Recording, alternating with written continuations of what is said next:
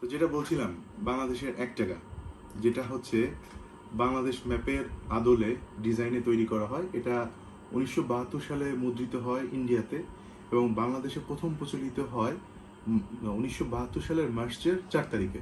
তো আসুন আমরা এই 1 টাকার নোটের ডিজাইনটা কেমন ছিল দেখি। এখন স্ক্রিনে আপনারা যেই ছবি দেখছেন এটাই হচ্ছে বাংলাদেশের প্রথম 1 টাকার নোট, যার এক সাইডে বাংলাদেশের মানচিত্র এবং অপর পাশে 1 টাকা লেখা।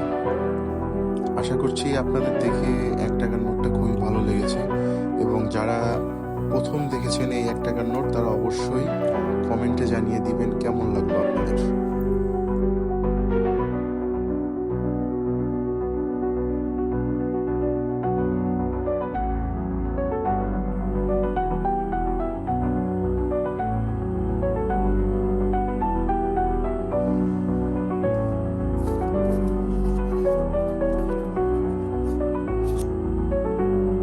দর্শক বন্ধুরা, পরবর্তীতে আপনারা কোন নোটটা দেখতে চান বাংলাদেশের পুরানো, আমাদেরকে কমেন্টে জানান। ইনশাল্লাহ আপনাদেরকে পরবর্তীতে তা দেখানো হবে।